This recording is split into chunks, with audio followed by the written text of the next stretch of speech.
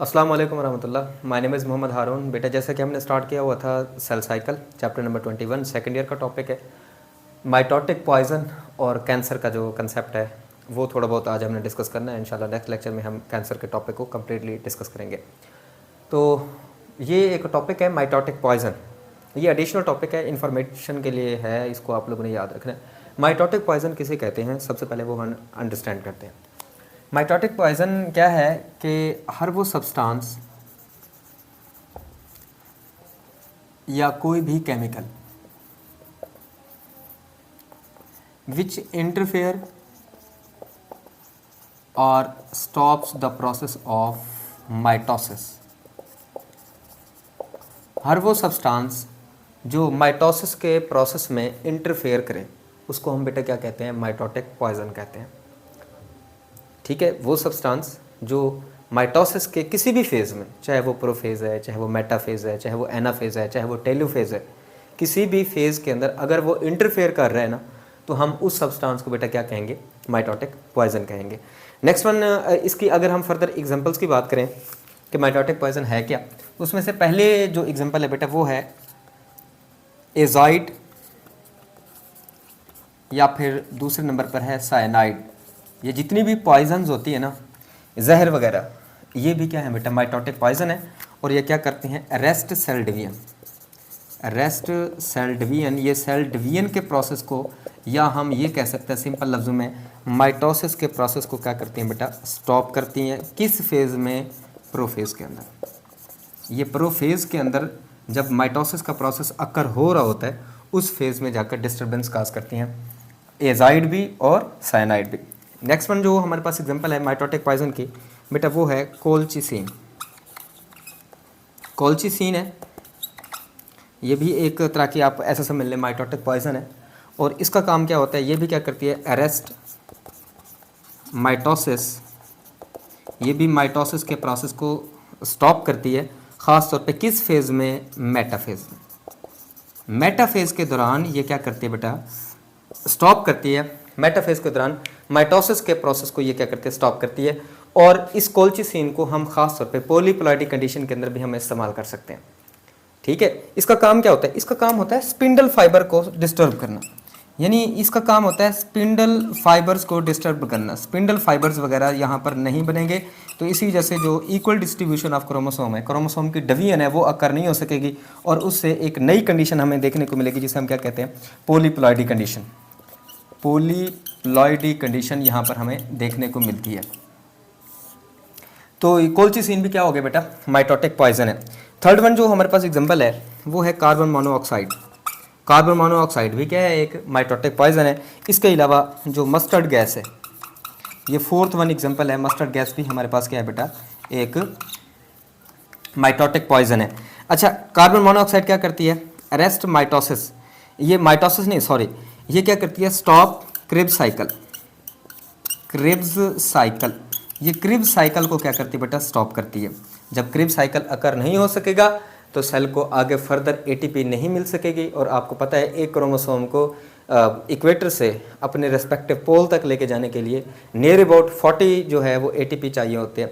जब तक ये क्रिब साइकिल नहीं चलेगा तो हमारे पास एटीपी की रिक्वायरमेंट नहीं होगी। जब एक एटीपी की रिक्वायरमेंट नहीं होगी तो आगे सेल डिवीजन का प्रोसेस भी हैंडल नहीं हो सकेगा। ये एक छोटा सा टॉपिक था जिसे माइटोटिक पॉइजन कहते हैं। ख़ास तौर पे ये कुछ जहर भी होती हैं जो हमारी बॉडी के अंदर माइटोसिस के प्रोसेस को स्टॉप करती हैं। बाज़ दफ़ा ये हम ख़ुद भी तैयार करते हैं। किसके लिए, जब हमें अपनी रेस्पेक्टिव कंडीशन अटेन करनी होती है, जब हमें पॉलीप्लॉइडी बनानी पड़ती है ना, तब हम इसे आर्टिफिशियल मीडियम के तौर पर भी यहाँ पर इस्तेमाल कर सकते हैं। उसके बाद एक नेक्स्ट टॉपिक है जो कि हमारे सिलेबस का हिस्सा है, कैंसर या माइटोटिक एरर। हमारी बुक में, टेक्स्ट बुक में इस हेडिंग के तौर पर यह टॉपिक दिया हुआ है, कैंसर या माइटोटिक एरर। माइटोटिक एरर का क्या मतलब है, ज़रा हमें इस बात का भी पता होना चाहिए। माइटोटिक एरर ये है कि माइटोसिस का प्रोसेस हैंडल हो रहा है, इक्वल डिस्ट्रीब्यूशन ऑफ क्रोमोसोम होनी है। अब उस प्रोसेस के दौरान अगर कोई एरर अकर हो जाती है, कोई मिस्टेक, लेकिन इसमें सबसे बड़ी बात यह है, सबसे बड़ा इफेक्ट ये होगा, सेल डिवीजन नहीं हो सकेगी, सेल डिवाइड सही तरीके से नहीं हो सकेगा। तो इसलिए हम कहते हैं ये क्या हो चुकी है, माइटोटिक एरर हो चुकी है। तो जो भी हमारी टेक्स्ट बुक की लाइन है ज़रा हम उनको अंडरस्टैंड करते हैं। Multiplication of cell is regulated according to need of body. हमारे सेल के अंदर जो सेल डिवीजन हो रही होती है ना, वो हमारी बॉडी की नीड के अकॉर्डिंग हो रही होती है। ये बड़ी इंपॉर्टेंट बात है, क्योंकि हमने पढ़ा था कंट्रोल ऑफ सेल साइकिल में कि हमारे जीन डिसाइड करता है कि हमारा सेल अपने लाइफ साइकिल में कितनी बार डिवाइड करेगा, या वहाँ पर बॉडी ऑर्गन के अंदर कितनी रिक्वायरमेंट है नए सेल की, कितने नए सेल बनने चाहिए और कितनी वहाँ पर एटीपी की रिक्वायरमेंट है।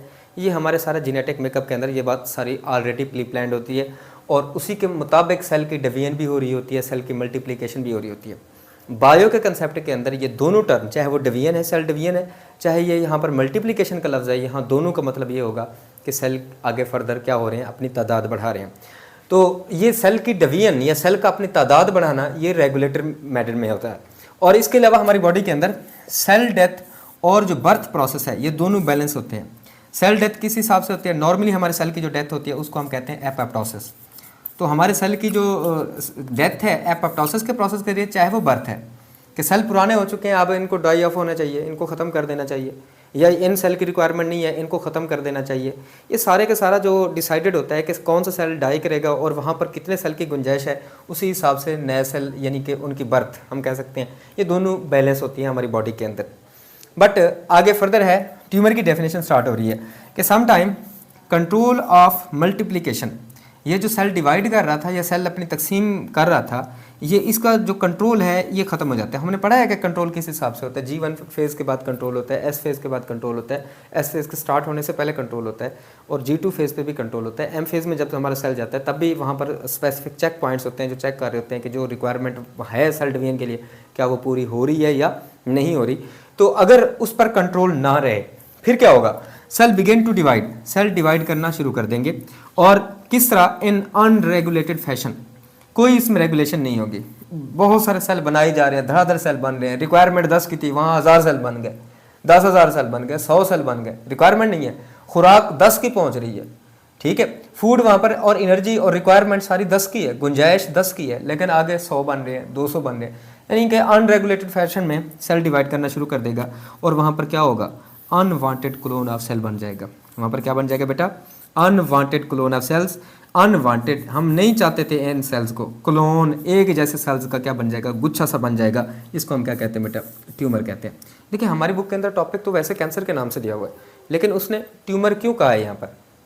बेटा कैंसर और ट्यूमर सिनोनिम नहीं है, ये बात आप लोगों ने याद रखनी है। पहले ट्यूमर बनते हैं और ट्यूमर की एक स्पेसिफिक टाइप होती है जिसको हम मैलिग्नेंट ट्यूमर कहते हैं, उसको वो अगर हो जाए किसी बंदे को तो हम कहते हैं कैंसर हो गया। तो ट्यूमर अलग चीज़ है और कैंसर अलग चीज़ है।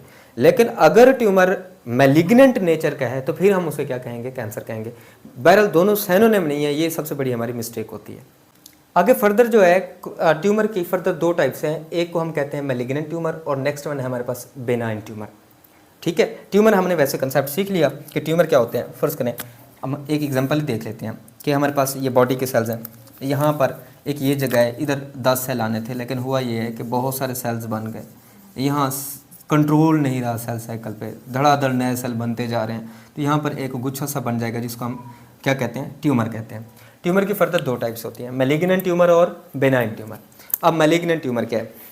मैलिग्नेंट ट्यूमर ये है कि इस ट्यूमर के अंदर सेल जो है वो डिवाइड करेगा और रैपिडली सेल की डिवीजन बड़ी तेज़ी से हो रही होती है, और यानी बहुत सारे नए सेल तो बन रहे हैं, सारे इमेच्योर सेल बन रहे होते हैं, बहुत ज़्यादा बन रहे होते हैं, इन्वेडिंग सराउंडिंग टिश्यूज़। और ये जो नए सेल बन रहे हैं ना, जो ट्यूमर बना रहे हैं, ये क्या करेंगे? साथ वाले टिश्यू पर भी हमला कर रहे होते हैं और हमारे ब्लड सर्कुलेटरी सिस्टम में भी एंटर हो जाते हैं, और ब्लड सर्कुलेटरी सिस्टम में जाने के बाद अदर एरियाज़ पर ये क्या हो जाएंगे? प्रोलिफरेट हो जाएंगे। हमारी बुक में ये प्रोलिफरेट लफ्ज़ इस्तेमाल हुआ है। प्रोलिफरेट का मतलब होता है फैल जाना। ये फिर क्या करेंगे? ये हमारी बॉडी में फैल जाएंगे। कैसे? अब ज़रा एक एग्जांपल देखते हैं। फ़र्ज़ करें ये हमारे पास यहाँ पर क्या था? बहुत सारे ट्यूमर बने हैं, ठीक है। अब ये ट्यूमर क्या करेंगे? यहाँ पर कुछ हमारे नॉर्मल सेल पड़े हुए थे, ये इस पर भी हमला करते हैं, ठीक हो गया, और इनको भी अपने जैसा बना देते हैं, ऐसे। क्लियर हो गया? ये भी क्या हो जाएगा? ट्यूमर बन जाएगा। और फिर क्या होगा? साथ साथ आपको पता है सेल हैं और यहाँ ब्लड की सप्लाई भी हो रही होती है, इसमें से कुछ सेल ब्रेक होने के बाद हमारी ब्लड की सर्कुलेशन में एंटर हो जाएंगे, और ये ब्लड जो है फ़र्ज़ करें ये हमारे जो है वो लीवर तक पहुँच गया। कहाँ तक पहुँचा बेटा? लीवर तक। फिर वहाँ लीवर के अंदर क्या करना शुरू कर देंगे? ये ट्यूमर बनाना शुरू कर देंगे, वहाँ पर ट्यूमर्स बन जाएंगे। इसके अलावा ब्लड सर्कुलेटरी में सिस्टम में एंटर होने के बाद ये आगे फर्दर जो है ये हमारे लंग्स तक पहुँच गए, और लंग्स में एंटर होने के बाद वहाँ पर ट्यूमर काज करना शुरू कर देंगे। वहाँ भी बहुत सारे जो है ना वो ट्यूमर्स या बहुत सारे अनकंट्रोल सेल डिवीजन वहाँ पर होना शुरू हो जाएगी, वहाँ पर भी ट्यूमर्स बनना शुरू हो जाएंगे। तो इस तरह का ट्यूमर जिसके अंदर फैलने की सलाहियत होती है उस ट्यूमर को हम क्या कहते हैं बेटा, मैलिग्नेंट ट्यूमर कहते हैं। और इसके अंदर जो सेल होते हैं इतनी तेज़ी से, बड़ी स्पीड से जो है वो क्या कर रहे होते हैं, डिवाइड कर रहे होते हैं। और इनके अंदर लैग डिफ्रेंशिएशन, डिफ्रेंशिएशन का मतलब होता है सेल स्पेसिफाई होकर कोई ख़ास काम नहीं कर रहे होते, बस इनका काम यही होता है कि डिवीजन करना, ठीक है। यानी कि कोई स्पेसिफिक टास्क नहीं परफॉर्म कर रहे, डिफ्रेंशिएट नहीं हो रहे, ये नहीं पता कि कौन से किस्म के सेल्स हैं। बहरहाल इमैच्योर सेल्स होते हैं और वो डिवाइड होने का काम होता है उनका। इसके अलावा मेटास्टेसिस, ये मेटास्टेसिस का मतलब होता है बीमारी का फैलना। जैसे ये खून के अंदर शामिल होकर बाकी जगहों पर भी क्या बना रहे हैं, ट्यूमर बना रहे हैं। तो इस प्रोसेस को हम क्या कहते हैं, मेटास्टेसिस कहते हैं। तो इनके अंदर मेटास्टेसिस और इन्वेसिवनेस का भी जो है यहाँ पर इनके अंदर करैक्टरिस्टिक होती है। इसका मतलब क्या हुआ कि भाई ये दूसरों के टास्क को भी जाके इफेक्ट करते हैं, उनको भी अपने जैसा बना लेते हैं। तो इस तरह के अगर ट्यूमर्स के अंदर ये सारी करैक्टरिस्टिक मौजूद हैं तो ऐसे ट्यूमर को हम मैलिग्नेंट ट्यूमर कहते हैं। और मैलिग्नेंट ट्यूमर का दूसरा नाम है बेटा कैंसर। क्लियर हो गया? तो कैंसर किसको कहते हैं, मैलिग्नेंट ट्यूमर को कहते हैं। यानी कि कैंसर के अंदर जो ट्यूमर बनेगी उनके अंदर सेल डिवीजन भी बड़ी तेज़ी से हो रही होगी, साथ वाले टिश्यू पे भी हमला कर रहे होंगे, हमारे खून के अंदर एंटर होकर बाकी जगहों पे भी कैंसर सेल भेज रहे होंगे। तो ऐसे ट्यूमर को हम क्या कहते हैं, मैलिग्नेंट ट्यूमर कहते हैं। उसके बाद बेनाइन ट्यूमर है। बेनाइन ट्यूमर स्मॉल साइज़ की ट्यूमर होती हैं और लोकेलाइज्ड। लोकेलाइज का मतलब होता है जो हम कह सकते हैं जिसकी लोकेशन स्पेसिफिक लोकेशन से है। स्पेसिफिक लोकेशन जो एक ख़ास जगह पे बने लेकिन अपनी जगह छोड़े ना, एक ही जगह पे सिर्फ ये बने। और ऐसे हम ट्यूमर्स को कहते हैं बेनाइन ट्यूमर। यानी कि कहने का क्या मतलब है, यहाँ पर ये बॉडी सेल्स थे, इधर ट्यूमर्स बनी है, यहाँ पर ये सारी ट्यूमर्स बनी है, लेकिन ये ट्यूमर्स जो है ना सिर्फ एक जगह पे है, ये साथ वाले टिश्यू पे हमला भी नहीं करेगी। ठीक हो गया बेटा? और ऐसी ट्यूमर साइज़ में भी बड़ी कम होती हैं, फैलने की सलाहियत भी इनके अंदर नहीं होती। यानी हम कह सकते हैं नो मेटास्टेसिस, इनमें मेटास्टेसिस भी नहीं है। इनके सेल्स जो हैं वो स्पेसिफिक अपना टास्क परफॉर्म कर रहे होते हैं साथ साथ वाले, लेकिन बहरहाल वो हमें डिफ्रेंशिएट हो रहे होते हैं, वाज़ेह नज़र आ रहा होता है कि ये सेल जो है ना ये अब ट्यूमर तो बन चुका है, लेकिन वो किस तरह नोयत का होगा, बेनाइन ट्यूमर होगा। Cell behave like normal cell, और इसमें मोस्टली जो सेल्स हैं वो नॉर्मल सेल की तरह ही बिहेव कर रहे होते हैं। अच्छा, नो इन्वेसिवनेस, इनमें दूसरे सेल पर अटैक करने की और इसके बाद उनको भी अपने जैसा बनाने की सलाहियत नहीं होती। तो ये दो तरह के हमारे पास ट्यूमर से, मैलिग्नेंट ट्यूमर को कैंसर नहीं कहते। क्लियर? तो ये जहाँ पर बनेंगी वैसे कि वैसे ही वहाँ पर रहेंगी और आगे फर्दर डिजीज़ काज नहीं कर सकेंगी, और ये ज़्यादा ख़तरनाक भी नहीं होती। इनका ऑपरेशन करके आप ऑपरेट करके इनको निकाल सकते हो, लेकिन ये ज़्यादा ख़तरनाक होते हैं मैलिग्नेंट ट्यूमर, जिनको हम कैंसर कहेंगे। तो ये आज का हमारा लेक्चर था जिसमें हमने सीखा कि ट्यूमर क्या है, और ट्यूमर और कैंसर जो लफ्ज़ है जिसको हम सिनोनिम मानते हैं, वो दोनों चीज़ें सिनोनिम नहीं है। ट्यूमर की एक ख़ास टाइप होते हैं मैलिग्नेंट ट्यूमर, जिसको हम कैंसर कहते हैं।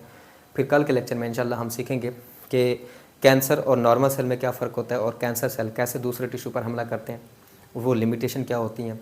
इन चीज़ों के बारे में भी हमने डिस्कस करना है। आज के लिए बस इतना ही है, इजाज़त दीजिए, अल्लाह हाफ़िज़।